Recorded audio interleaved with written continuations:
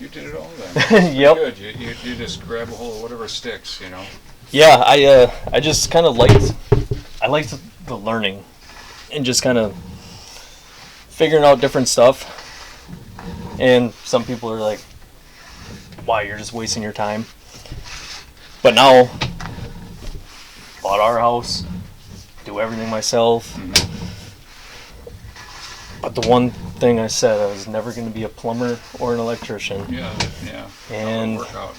here we are. I wouldn't mind electrical, but I'm more like along the lines of like electrical troubleshooting. I don't really care. I wouldn't want to be pulling wire all day long. Yeah. I just wouldn't like that. Especially industrial, because I mean it's all big stuff. Yep. Yeah, the one thing Conductors are like that cable, you know. They're worse. Well, I got hit with 277 one time. That hurts, doesn't it? Yeah. After that, I was like, you know what? I'm really done messing around with electrical. One of the guys one time he says, "Hey, Glenn, you got the polarity reversed on this lathe." Well, I was on my way to school actually, heading out to Orchard Tech for HVAC, and I said, "Okay, hang on, I'll be right back." And I grabbed the screwdriver, and he said, "I turned it off."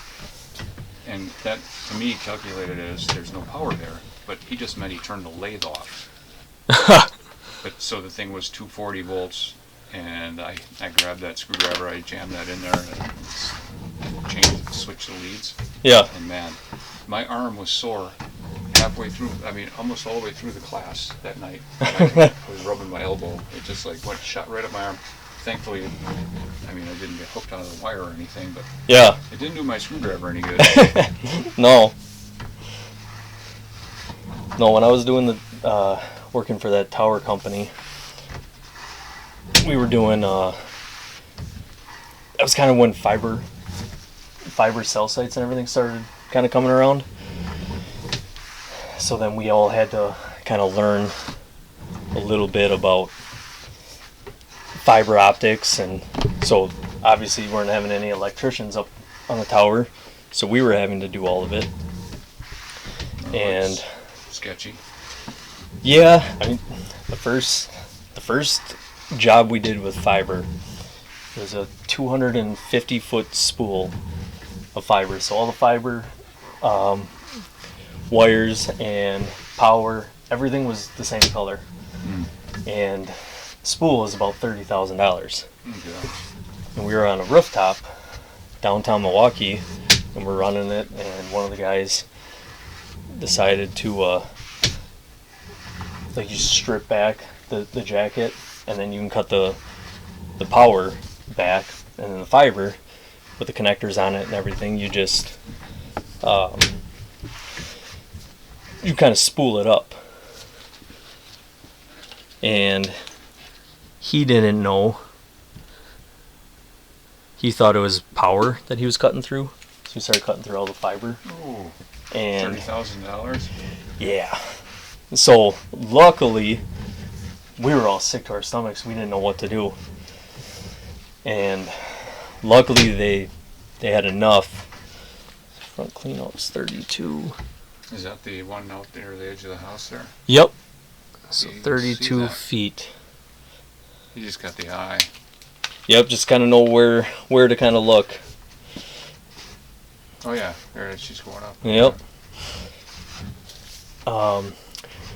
But yeah, luckily there was enough extra fiber wires that we were able to get by, but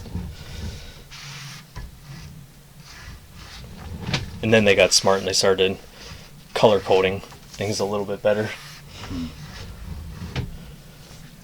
Why? 26.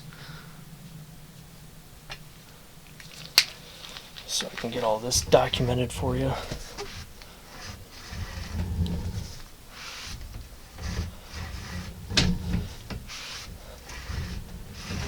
Had an electrician working at the shop. A good guy. He really knew what he was doing. This particular instance, he was putting in a 600 amp panel for us, and he put that in, and all he was doing was pounding the ground rod. And so he says he got the ground rod in, and he's going to hook up the ground cable, and he feels like like he got zapped. And what in the world could that be?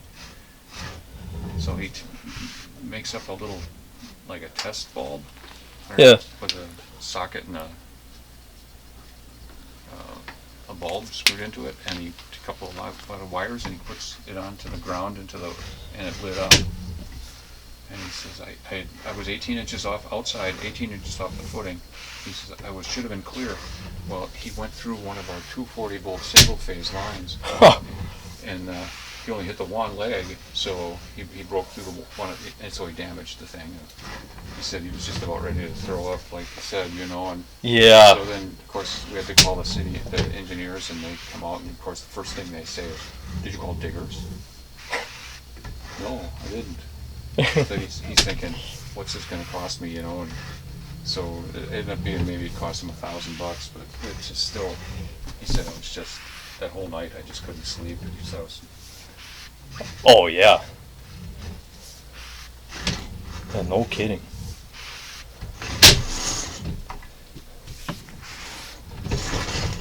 Yeah, I felt bad for that guy. Yeah, Yeah, just I had 18 years in with Briggs Stratton before I came to the company I work for now, RJ Zeman. They're located on the corner of Blue Mound and West Mound, just west of Sam's Club. okay.